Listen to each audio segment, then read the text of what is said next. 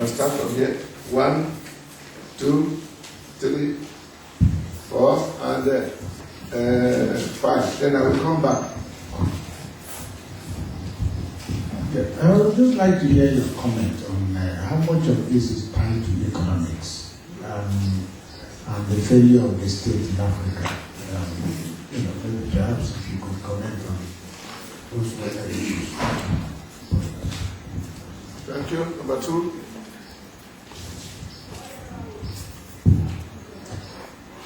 Thank you for your presentation. I like it. But one thing that I like the most is when you said Christian or Muslim, Africa continent belong to us, and we should make sure that we don't, I'm not using your word, but the idea, we don't burn it.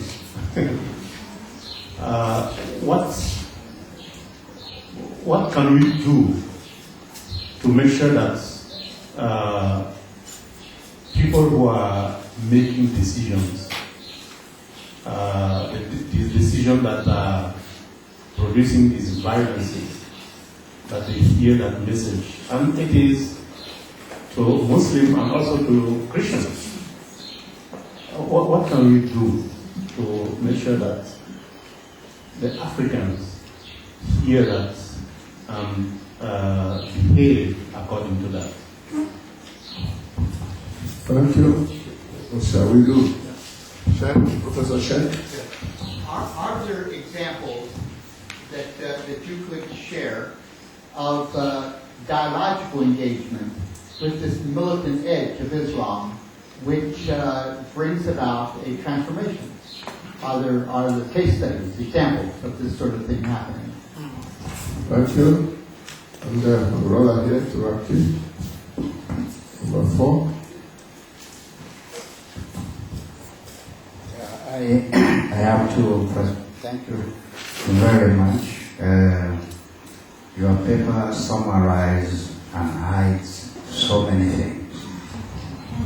I wish we could break those things that you have summarized. The first question is the concept of the non-Islamist. Non-Islamist. Non-Islamic Muslim. Non-Islamist. It will be difficult for Christians from historical perspective to really understand what is the difference between Muslims as you have defined, the Islamists and the non-Islamists. It's difficult for Christians to understand that because of the historical nature of Islam. The second question that I would like to raise is whether in your own thesis that Islam has what I will call the concept of renewal, conscience. For example, I'll give you a typical example like slavery. In Christian history, even though Christians participated in slavery, there was a discovery of conscience that worked against slavery. Whether in your thesis that Islam can also come to discover such a conscience so that we can be able to address the questions of religious freedom in the Islamic states. Thank you. Last person here. Yes, I just want to paraphrase your closing sentence or statement.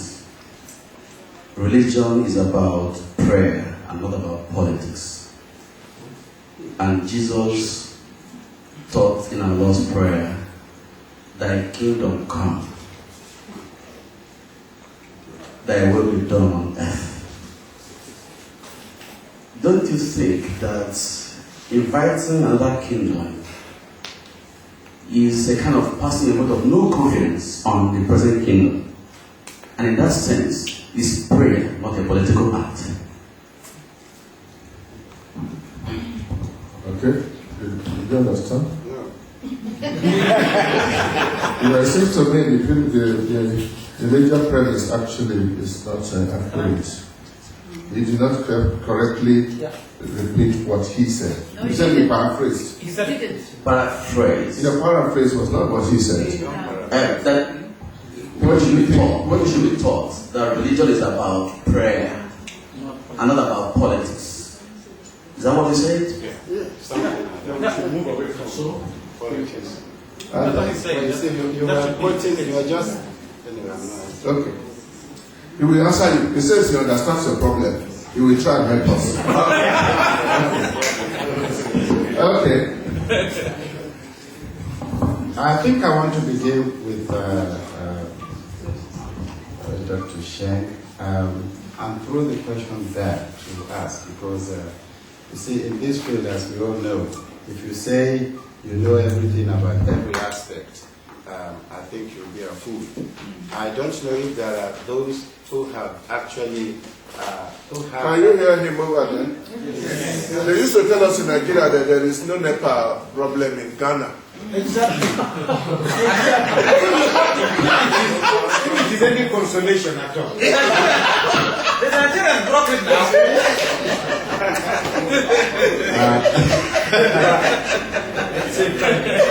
that's the problem when you bring Nigerians. That's the problem you bring Nigerians.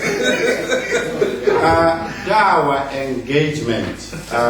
Honestly, I have not read. I don't know if any of the brethren here, if you have any. What I know is that my position, of course, I don't work with extremists, Islamists. The non-Islamist Muslims. What I normally do is to face them with the clear statements in the Quran that allows, that encourages, that promotes freedom of religion. And at that point, our discussion usually closes. All you hear is Gada. And when you are discussing with an Hausa man, he says Gada. I'm sure you all know what that means. Next, please. But honestly, I like that question because it is good for us to have concrete case studies of where this stay as well. That is somebody there. I just would like to maybe to ask John Azuma to comment on the situation in England, where now there are some areas, even in the city of London, which have become no-go areas even for the police force, and where you can't even preach a gospel, and you get arrested if you do preach a gospel on the street corner. So that's already kind of an example of of the result of Islamic dawah, especially from an Islamist perspective. So maybe you can comment on that, John.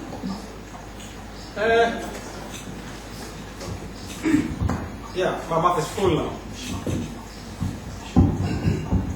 It's true that this phenomenon is there in the UK, but the UK phenomenon has a very peculiar historical roots in the sense that the Islamist kind of da'wah and ideological movement started there many years ago, and back in the early 90s there were signs of it already.